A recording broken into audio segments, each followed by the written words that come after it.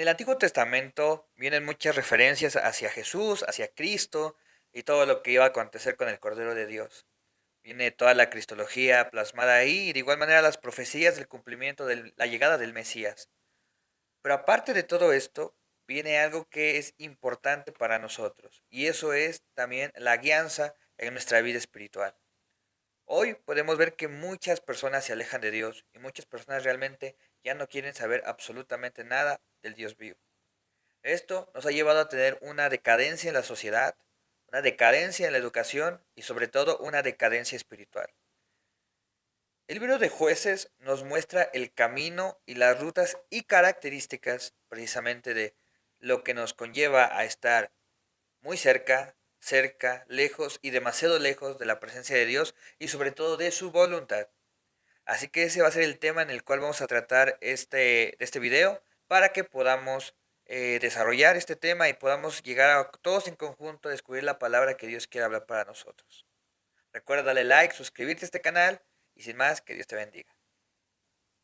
Las consecuencias de alejarse de Dios, el libro de Jueces nos lo enseña perfectamente. Aquí podemos ver un desarrollo de acontecimientos en el pueblo de Israel, en el pueblo hebreo, en la época después del exilio, después del desierto, después del éxodo, llega un tiempo de paz, de asentamiento en la tierra de Canaán. Pero esto lleva a pros y contras en el pueblo mismo. Y esto lo podemos ver aquí. Así que en este video vamos a hacer un recorrido de todos los jueces que pasaron y cómo eso es un ejemplo claro de que nosotros podemos llegar a ser o buenos jueces o malos jueces, estar cerca o lejos de Dios. Primero que nada, ¿qué eran los jueces? Bueno, en su época eran líderes regionales, político-militares, eran jefes tribales. ¿Qué quiere decir esto? Que cada pueblo, que cada tribu tenía su líder, por lo cual Dios escogió precisamente a cada uno de ellos para poder hacer una obra en específico. ¿Por qué se elegían a los jueces? Bueno, aquí viene la primera incógnita, porque el pueblo siempre desobedecía. Y esto lo podemos ver bien fielmente en Jueces 3 del 1 al 6.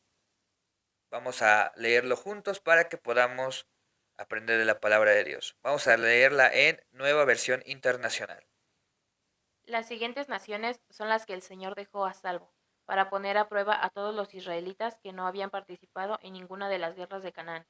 Lo hizo solamente para que los descendientes de los israelitas que no habían tenido experiencia en el campo de batalla aprendieran a combatir. Quedaron los 5 gobernantes de los filisteos, todos los cananeos, los sidoneos y heveos que vivían en los montes del Líbano, desde el monte de Baal, Hermón, hasta Lebó, Hamat. Y los dejó el Señor para poner a prueba a los israelitas, a ver si obedecían sus mandamientos que él había dado a sus antepasados por medio de Moisés. Los israelitas vivían entre cananeos, hititas, amorreos, pereceos, heveos y jebuseos.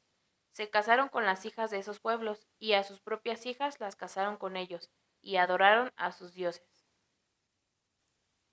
Podemos ver claramente la desobediencia del pueblo de Israel. Dios les da una orden, ¿saben qué? Tenemos que eliminar y sacar estas tribus, estos pueblos de la tierra de Canaán. Tenemos que sacarlos aquí porque sus costumbres, sus dioses pueden precisamente contaminar a lo que Israel estaba haciendo, que es buscar precisamente agradar a Dios.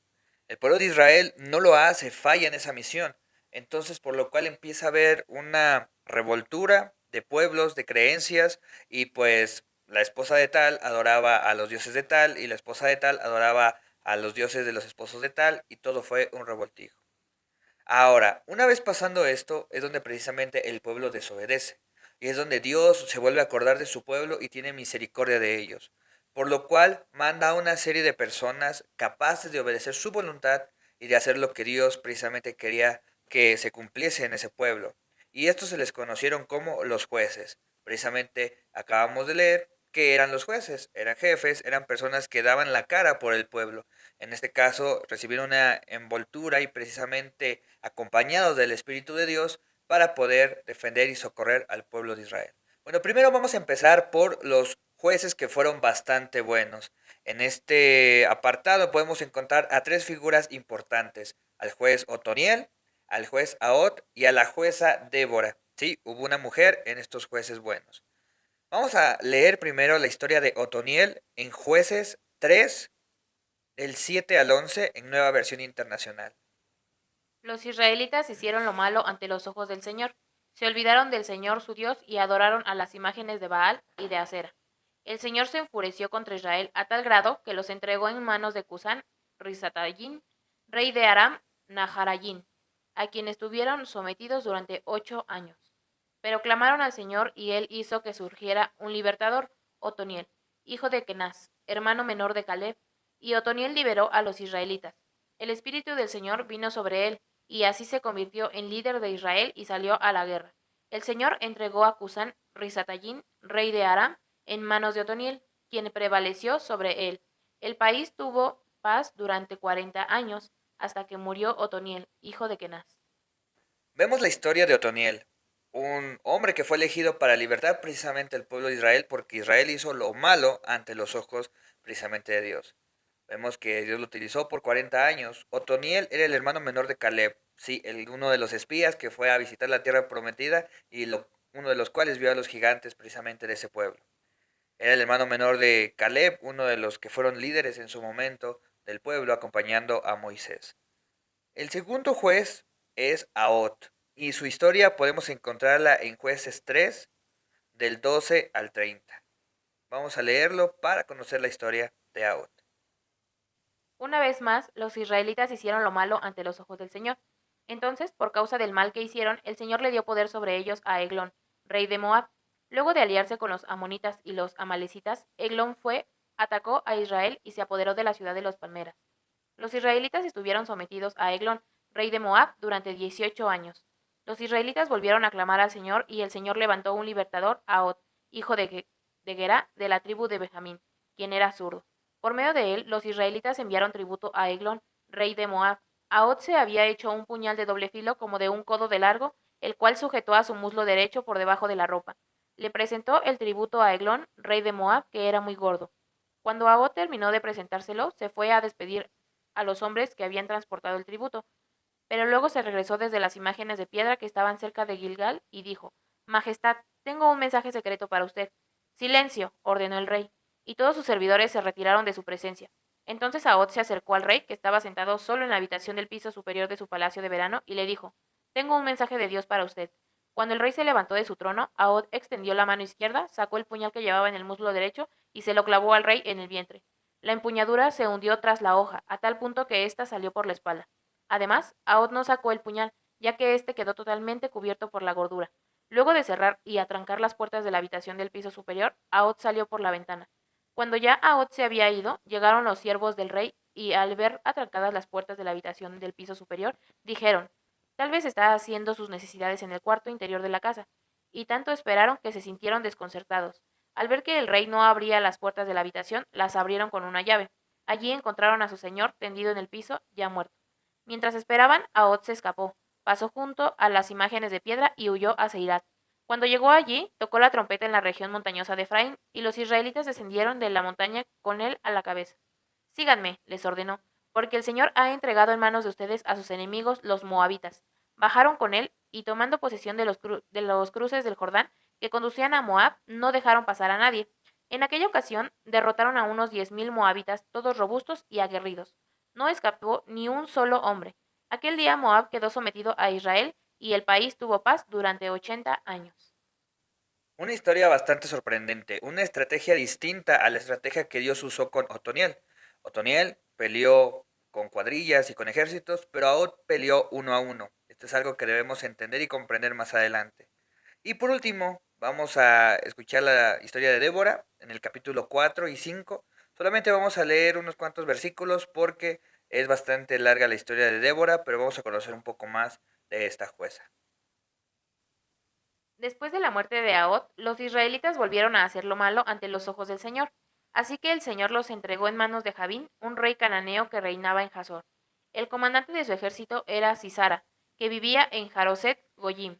Los israelitas clamaron al Señor porque Jabín tenía 900 carros de hierro y durante 20 años había oprimido cruelmente a los israelitas. En aquel tiempo lideraba a Israel una profetisa llamada Débora, que era esposa de Lapidot. Ella tenía su tribunal bajo la palmera de Débora, entre Ramá y Betel, en la región montañosa de Efraín, y los israelitas acudían a ella para resolver sus disputas, Débora mandó a llamar a Barak, hijo de Abinoam, que vivía en Sedes de Neftalí, y le dijo: El Señor, el Dios de Israel, ordena: ve y reúne en el monte Tabor a 10,000 hombres de la tribu de Neftalí y de la tribu de Zabulón. Yo atraeré a Sisara, comandante del ejército de Javín, con sus carros y sus tropas, hasta el arroyo Quizón. Allí los entregaré en tus manos. Barak dijo: Solo iré si tú me acompañas, de lo contrario no iré. Un ejemplo de lo que realmente es una mujer empoderada. Hoy en día a cualquier cosa se le llama de esa manera, pero realmente podemos ver cómo esta mujer estaba llena del poder de Dios y de igual manera tenía un liderazgo bastante espectacular. Ahora, ¿esto en qué nos refleja a nosotros en nuestra vida espiritual hoy en día? Bueno, esto es algo bastante importante. Cuando nosotros nos convertimos a Cristo y empezamos el camino en el cristianismo, ya sea que llamemos cristianos, evangélicos, protestantes, o simplemente seguidores de Cristo, o simplemente hijos de Dios, lo importante es que cada uno de nosotros tiene ciertas características que empieza a tener por bueno. Algunos tienen la gallardía de Otoniel, que quieren ir al combate y que son victoriosos en eso. Algunos tienen las características de Aot, que tienen obediencia y audacia. O algunas mujeres y hombres que tienen ese ejemplo de Débora, de valentía, sujeción y sabiduría. Cada vez que nosotros tenemos precisamente la confianza en Dios y empezamos en el camino de Cristo, creyendo fielmente lo que Él nos ha mandado, somos obedientes y tenemos las características de estos tres jueces, es cuando nosotros podemos encontrar el camino real hacia Dios. Entonces podemos encontrar el ejemplo aquí en el libro de Jueces, como estos tres personajes empiezan a tener una cercanía hacia Dios a través de su obediencia, a través de la guianza y de la llenura del Espíritu Santo. Ahora vamos con otro ejemplo, jueces buenos. Y aquí encontramos precisamente la historia de un personaje que muchos hablan, de que muchos predican, pero hay algo curioso con este personaje. Solamente se ve a veces lo bueno y no parte de la caída de este. Y vamos a hablar del juez Gedeón, el inicio de la caída. Podemos ver en Jueces capítulo 6 el llamamiento de Gedeón, el cual es uno de los más que llama la atención en el libro de Jueces, y vamos a leerlo juntos de esta manera. Nueva versión internacional. Los israelitas hicieron lo malo ante los ojos del Señor, y él los entregó en manos de los medianitas durante 7 años. Era tal la tiranía de los madianitas que los israelitas se hicieron escondites en las montañas, las cuevas y otros lugares de refugio. Siempre que los israelitas sembraban, los medianitas, amalecitas y otros pueblos del oriente venían y los atacaban. Acampaban y arruinaban las cosechas por todo el territorio, hasta la región de Gaza. No dejaban en Israel nada con vida, ni ovejas, ni bueyes, ni asnos. Llegaban con su ganado y con sus tiendas de campaña como plaga de langostas. Tanto ellos como sus camellos eran incontables e invadían el país para devastarlo. Era tal la miseria de los israelitas por causa de los medianitas, que clamaron al Señor pidiendo ayuda. Cuando los israelitas clamaron al Señor a causa de los madianitas, el Señor les envió un profeta que dijo: Así dice el Señor, Dios de Israel: Yo los saqué de Egipto, tierra de esclavitud, y los libré de su poder. También los libré del poder de todos sus opresores, a quienes expulsé de la presencia de ustedes para entregarles su tierra. Les dije: Yo soy el Señor su Dios. No adoren a los dioses de los amorreos en cuya tierra viven. Pero ustedes no me obedecieron. El ángel del Señor vino y se sentó bajo la encina que estaba en Ofra, la cual pertenecía a Joas del clan de Abiezer. Su hijo Gedeón estaba limpiando trigo en un lagar para protegerlo de los madianitas. Cuando el ángel del Señor apareció ante Gedeón, dijo: El Señor está contigo, valiente guerrero. Pero, Señor, respondió Gedeón, si el Señor está con nosotros, ¿cómo es que nos sucede todo esto? ¿Dónde están todas las maravillas que nos contaban nuestros antepasados cuando decían: El Señor nos sacó de Egipto? La verdad es que el Señor nos ha desamparado y nos ha entregado en manos de Madián. El Señor lo encaró y le dijo: Ve con la fuerza que tienes y salvarás a Israel del poder de Madián. Yo soy quien te envía. Pero, Señor, objetó Gedeón, ¿cómo voy a salvar a Israel? Mi clan es el más débil de la tribu de Manases y yo soy el más insignificante de mi familia. El Señor respondió: Tú derrotarás a los madianitas como si fueran un solo hombre, porque yo estaré contigo. Si me he ganado tu favor, dame una señal de que en realidad eres tú quien habla conmigo, respondió Gedeón. Te ruego que no te vayas hasta que yo vuelva y traiga mi ofrenda y la ponga ante ti. Esperaré hasta que vuelvas, dijo el Señor. Gedeón se fue a preparar un cabrito, además con un efa de harina hizo panes sin levadura. Luego puso la carne en una canasta y el caldo en una olla, y los llevó bajo la encina para ofrecerlos. El ángel de Dios le dijo, toma la carne y el pan sin levadura y ponlo sobre esta roca. Luego derrama el caldo. Y así lo hizo Gedeón. Entonces, con la punta del bastón que llevaba en la mano, el ángel del Señor tocó la carne y el pan sin levadura. Entonces de la roca salió fuego que consumió la carne y el pan. Luego el ángel del Señor desapareció de su vista. Cuando Gedeón se dio cuenta de que se trataba del ángel del Señor, exclamó, ¡ay de mí, Señor y Dios! He visto al ángel del Señor cara a cara. Pero el Señor dijo, quédate en paz, no temas, no vas a morir. Entonces Gedeón construyó allí un altar al Señor y lo llamó El Señor es la paz, el cual hasta el día de hoy se encuentra en Ofra de Abiezer.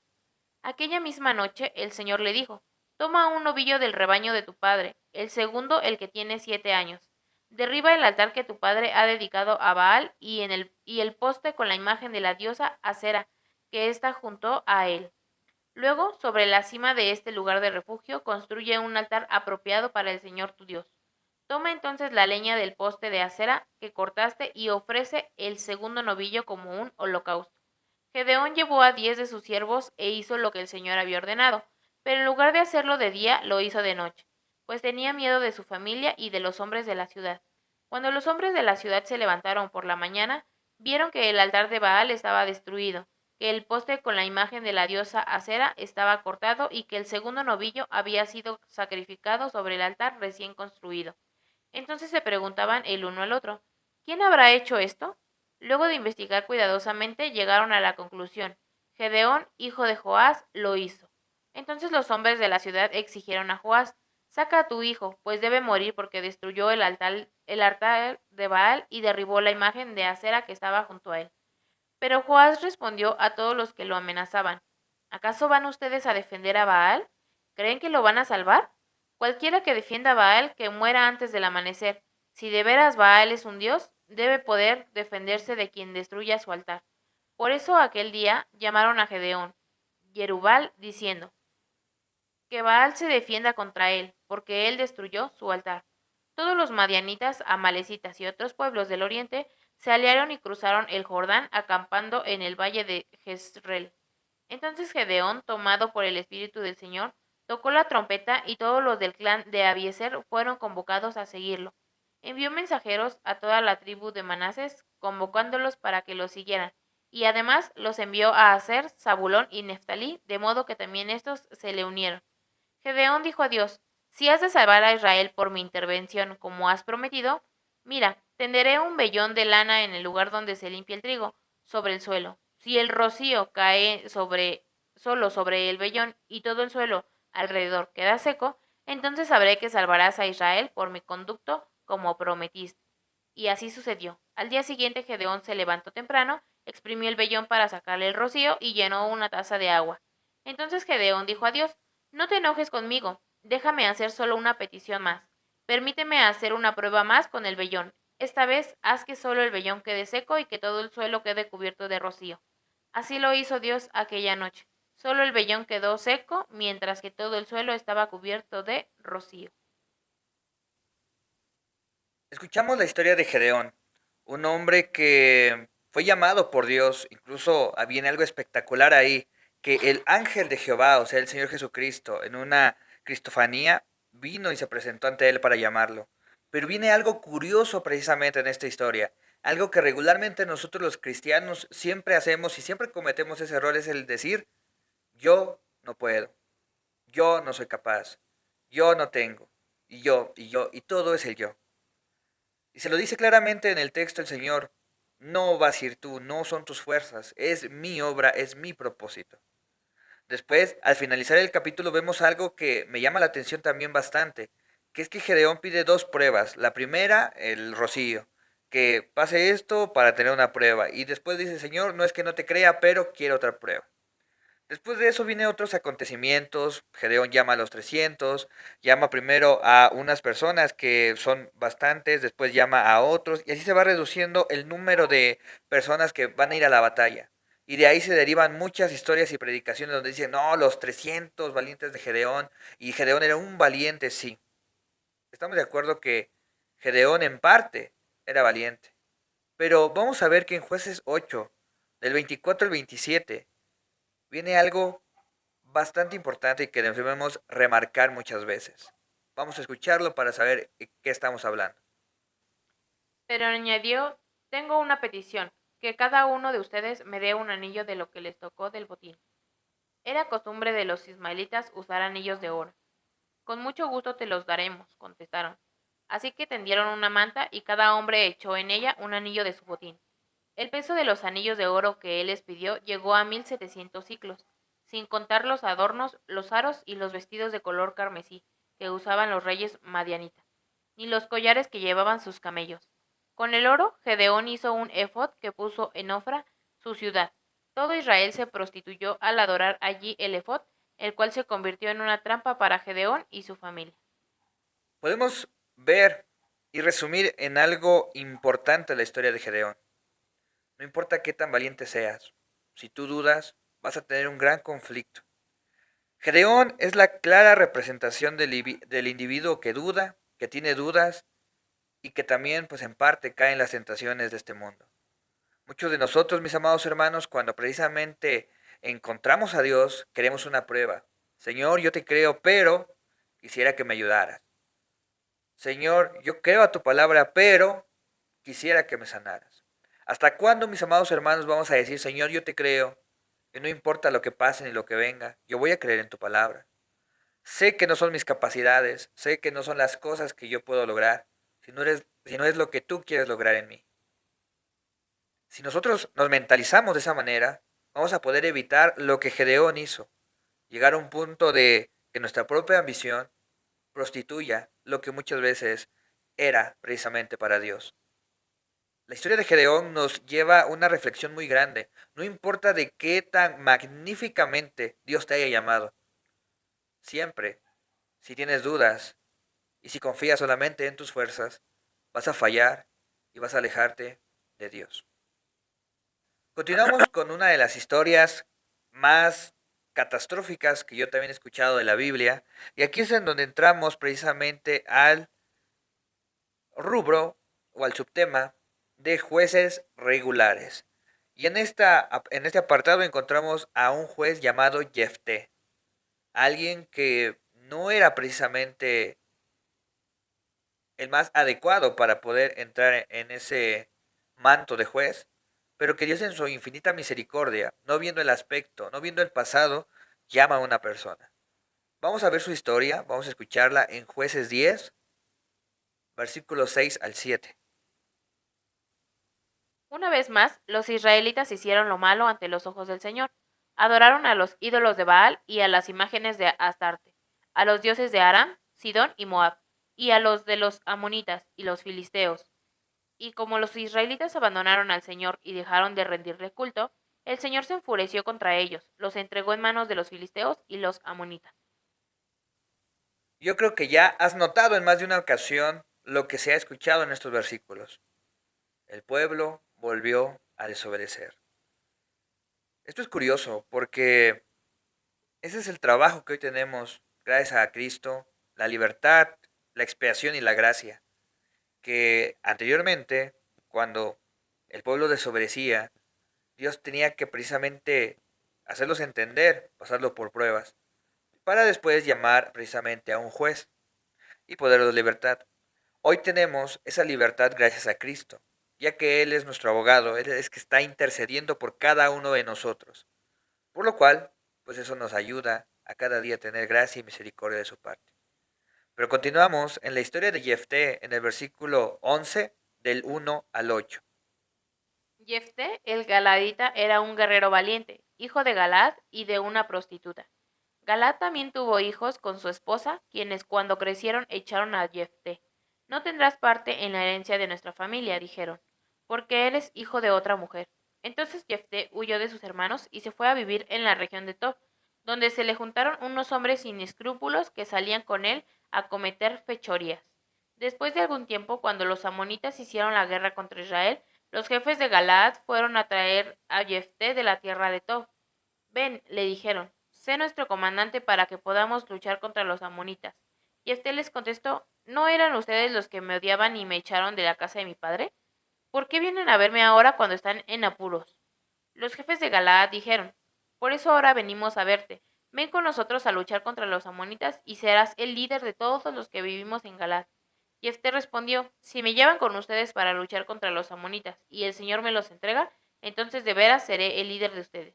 Los jefes de Galaad le aseguraron, el Señor es nuestro testigo, haremos lo que tú digas.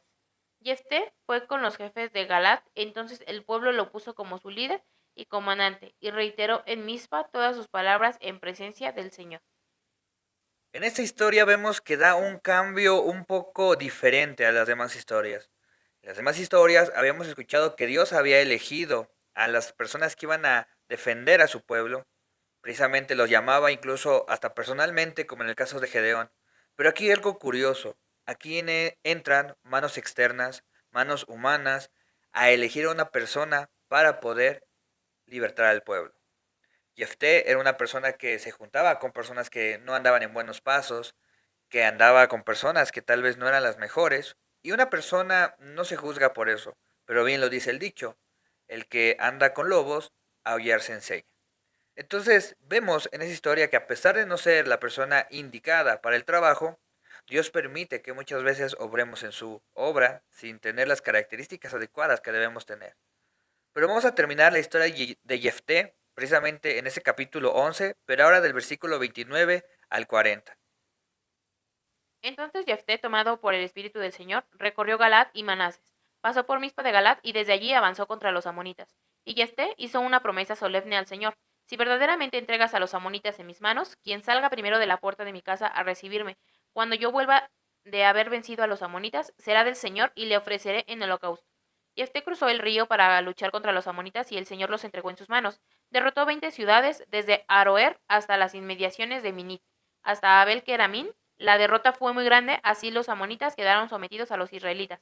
Cuando Jefté volvió a su hogar en Mizpa, salió a recibirlo su hija, bailando al son de los panderos. Ella era hija única, pues Jefté no tenía otros hijos. Cuando Jefté la vio, se rasgó las vestiduras y exclamó: ¡Ay, hija mía, me has destrozado por completo! Eres la causa de mi desgracia. Juré algo al Señor y no puedo retractarme. Padre mío, respondió ella, le has dado tu palabra al Señor. Haz conmigo conforme a tu juramento, ya que el Señor te ha vengado de tus enemigos, los amonitas. Pero concédeme esta sola petición, añadió, ya que nunca me casaré, dame un plazo de 2 meses para retirarme a las montañas y llorar allí con mis amigas. Está bien, puedes ir, respondió él, y le permitió irse por 2 meses. Ella y sus amigas se fueron a las montañas y lloró porque nunca se casaría. Cumplidos los 2 meses, volvió a su padre, y él hizo con ella conforme a su promesa. Ella era virgen. De allí se originó la costumbre israelita, de que todos los años durante 4 días las muchachas de Israel recordarán a la hija de Jefté de Galad.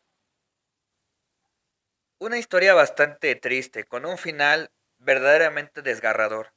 Pero aquí encontramos el misterio del cristiano de hoy en día. Jefté tipifica al cristiano, al evangélico que no conoce a Dios, que cree que a través de sus fetiches, que cree que a través de sus promesas, de sus mandas, va a poderse acercar y agradar a Dios. Vemos que Jefté conocía o desconocía, mejor dicho, de tal manera a Dios que él le ofreció a su hija sin que Dios se lo hubiese pedido. ¿Cuántas veces no decimos promesas que no vamos a cumplir? Tú y yo lo sabemos. Hay veces que decimos, Señor, si me das un carro, voy a dejar de tomar. Señor, si me das un servicio en la iglesia, voy a estudiar la Biblia. Señor, si me das economía, yo voy a orar todos los días. Cosa que no hacemos. Y Dios no nos está pidiendo nada de eso. Al contrario, ya nos dio a su Hijo. Podemos ver que Jefté era una persona que desconocía de tal manera a Dios que hizo algo que había visto de otras costumbres, porque otros pueblos, otros dioses paganos, sí tenían la costumbre de aceptar ofrendas, incluso hasta de niños, de hijos, de jóvenes vírgenes y demás. Jefté, al ver todo eso, trató de hacer una mezcla entre esas costumbres y estas. Por lo cual, mis amados hermanos, yo sí se los digo completamente de una manera muy atenta. No es una religiosidad, No es un legalismo el hecho de que tengamos celo por las buenas costumbres dentro de la iglesia y dentro de la vida espiritual de cada persona. No podemos agarrar cosas del mundo y meterlas a la iglesia o a nuestra vida cristiana porque simplemente es padre. No podemos agarrar las cosas de otras denominaciones, sectas o como lo queramos llamar, que no son precisamente ortodoxas al cristianismo y decir, bueno, es que lo meto porque está chévere, no seamos religiosos. No, debemos tener en cuenta que muchas veces lo que practicamos nos ayuda a acercarnos o alejarnos precisamente de Dios. Ahora vamos precisamente con la parte de los jueces malos.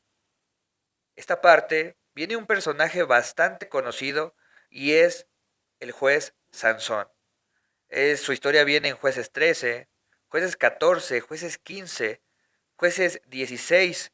Y la historia de Sansón es de las historias más conocidas de la Biblia. Incluso muchas veces se cuenta esto como una historia de poder, de un hombre fuerte. Y créanme que muchas veces leí esta historia y yo decía, pero ¿por qué una historia así de una persona, casi casi por así decirlo, con superpoderes, está dentro de la Biblia? Bueno, tiene un propósito muy importante. La historia de Sansón precisamente se resume en el capítulo 13, que es un hombre apartado desde el nacimiento. Incluso hay una tipificación, un tipo de el nacimiento de Cristo. Una persona consagrada para el propósito de Dios, en el cual va a ser apartado para un propósito más grande de lo que piensa. Pasa el tiempo y Sansón ve que él es diferente a los demás, ve que él es distinto. Pero esto, en vez de ayudarlo a acercarse cada día más a Dios, lo ayuda a envanecerse cada día más en sus capacidades y en sus talentos, cosa que tú y yo, mi amado hermano, a veces hacemos. Dios nos ha dado precisamente virtudes y talentos a cada uno de nosotros, pero a veces, ¿qué es lo que pasa? Creemos que esas virtudes y talentos son nuestros y empezamos a presumir, empezamos a denotar y empezamos a creer que nosotros somos las personas que somos capaces de lograr las cosas sin Dios. Después de todo esto, vemos que Sansón le deja de importar el propósito de Dios y empieza a buscar mujeres, peleas, fama y demás. Llega a tal punto que se encuentra con la historia muy popular de Sansón y Dalila, en la cual le tienen una trampa y lo que Dios le había dicho, que era sagrado y que no se debía tocar, Sansón lo tomó sin importancia. Revela el secreto de la fuente de su poder y precisamente le quitan su cabellera. Después pasa a ser torturado y humillado en un molino con la fuerza que Dios le había dado, lo utilizaban para moler grano. Posteriormente hay un cuadro, entre comillas, de redención en el cual Sansón toma venganza y logra, pues, vencer a los filisteos que le habían hecho eso. El punto de esto, mis amados hermanos, es que Sansón tipifica al cristiano egocéntrico, vanidoso y egoísta, que dista de la visión de Dios. Vemos que Sansón siempre persiguió sus sueños, siempre persiguió lo que él quería. Mas, sin embargo, él jamás se amoldó a la voluntad de Dios. ¿Cuántos de nosotros, mis amados hermanos, dentro o fuera de la iglesia, hemos querido tomar las metas como a nosotros se nos complace y como a nosotros se nos place? Los que tienen un cargo ministerial dicen mi ministerio, mis dones, mis talentos.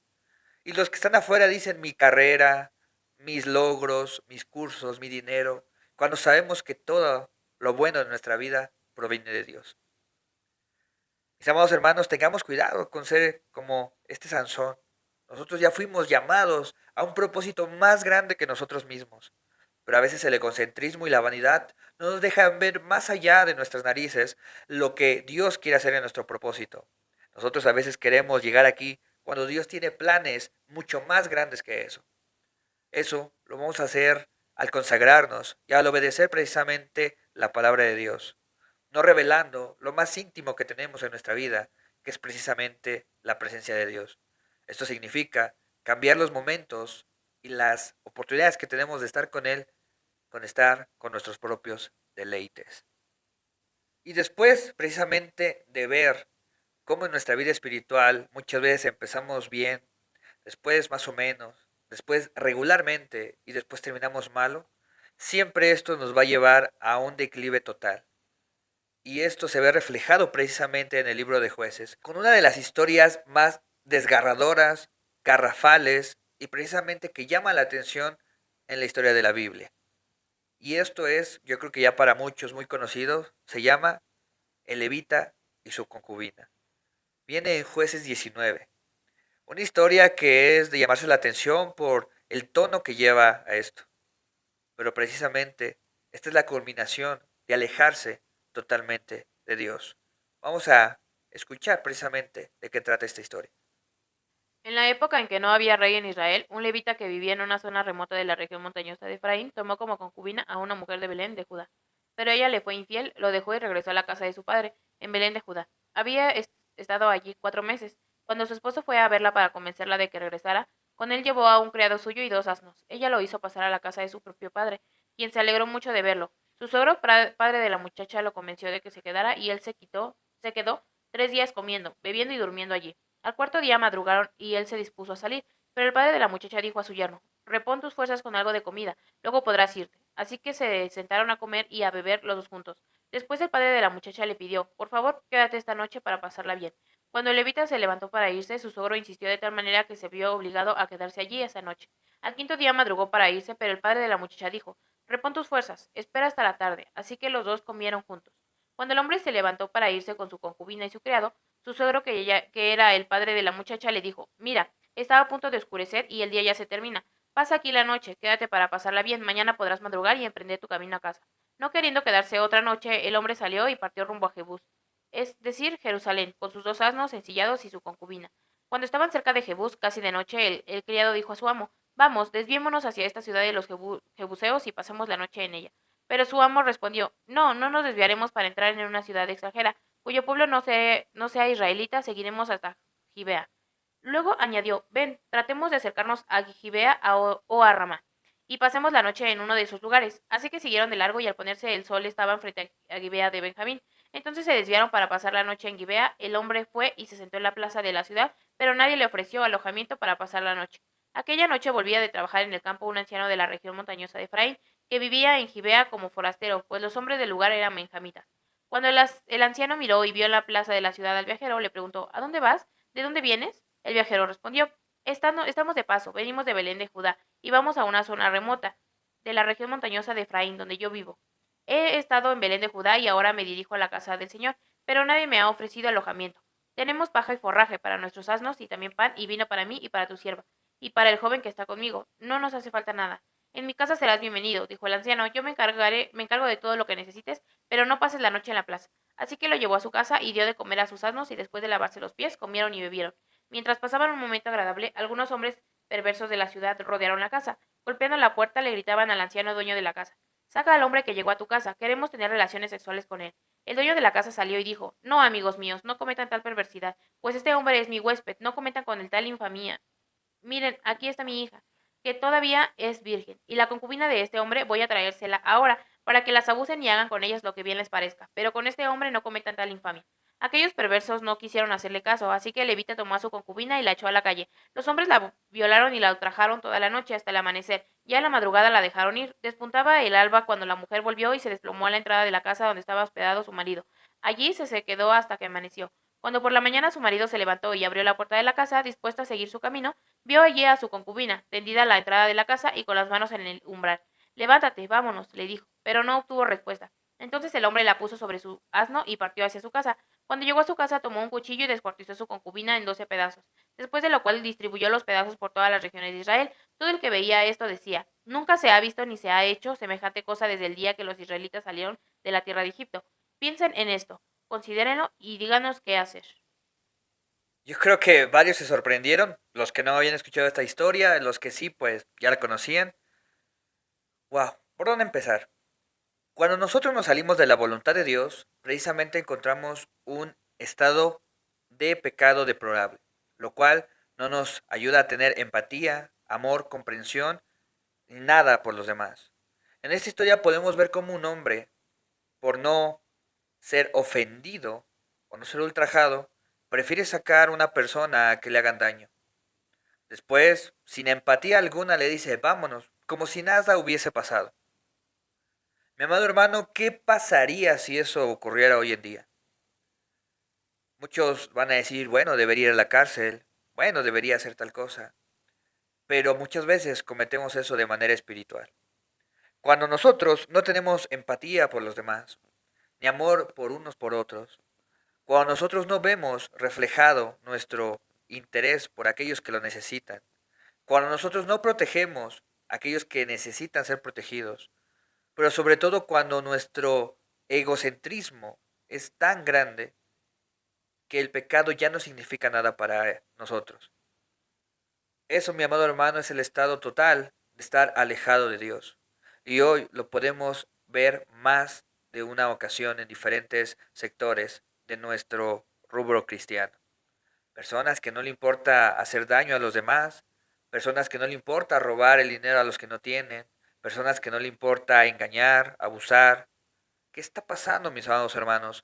¿Nos estamos alejando totalmente de la voluntad de Dios o nos estamos cada día empapando más de ella? La historia de Levita y su concubina es la culminación de todo lo malo que se hizo en el pueblo de Israel. Un estado de total deploración, un estado de total depravación en contra de la voluntad de Dios. Se pueden dar cuenta, como en un principio los jueces que fueron bastante buenos se guiaban con la palabra de Dios, después los que eran regulares se guiaban con la voz de Dios, después los que eran pues más o menos regulares se guiaban solamente con los dichos de Dios, y los que fueron malos, en este caso Sansón, ya no se guiaba con la voz de Dios. Mientras más se van perdiendo los valores y las costumbres cristianas en nuestros hogares, cada vez nos estamos apartando más de la voluntad de Dios. Recordemos qué es lo que dice el Señor. Reposen en este libro, léanlo de día y de noche, para que puedan obedecer todo lo que está escrito. El libro de los jueces termina con una consecuencia a causa de esta historia que acabamos de leer. Después de que el levita manda esas partes del cuerpo de su concubina, se hace una guerra civil precisamente en Israel. O sea, todos empiezan a pelear contra todos por ese acto. Y llega algo y culmina el libro de jueces con una palabra, con una frase bastante tenebrosa en el cual dice, y en los tiempos de los jueces, cualquier persona hacía lo que se le venía en gana, porque no había rey sobre Israel. Hoy, mis amados hermanos, aunque creamos, sea comprobable o no, que tenemos libre albedrío, aún así por voluntad propia debemos someternos a la voluntad eficaz de Cristo. Pero ¿cómo me puedo yo meter y someter a su voluntad? No puedo recibir una carta o hablar directamente con Jesús para decirme cuál es su voluntad. Bueno, hoy, a diferencia de esa época, tenemos un rey el cual nos gobierna, tenemos un rey el cual aboga por nosotros y sobre todo tenemos un rey el cual nos defiende. Ya no estamos desamparados, mis amados hermanos, pero de igual manera, así como tenemos derechos, tenemos también obligaciones dentro del reino. Espero que este video te haya servido de reflexión de cuáles son las consecuencias de alejarse de Dios. De tu parte, te pido que leas el libro de los jueces más de una ocasión y veas a detalle cómo se va deteriorando muchas veces la vida de las personas cuando se alejan de la voluntad de Dios. Cuando ya no saben la visión de Dios, cuando ya no saben el propósito de Dios y cuando ya no conocen a ese Dios por el cual muchas veces decimos que vivimos, decimos que hacemos las cosas y decimos que nos motiva día a día. Sin más, espero que te haya gustado. Recuerda darle like, comparte este contenido. Lo hacemos de todo corazón para que pueda haber una riqueza espiritual en esto y que también podamos, cada uno de nosotros, encontrar cada día más a Jesús.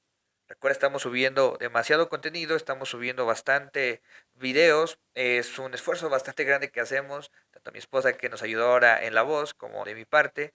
Y espero que nos apoyes ahí, compartiéndolo con algún amigo, con algún hermano de la iglesia. Sin más, nos despedimos. Hasta la próxima. Muchas gracias por ver esta emisión. Nos vemos. Hasta luego.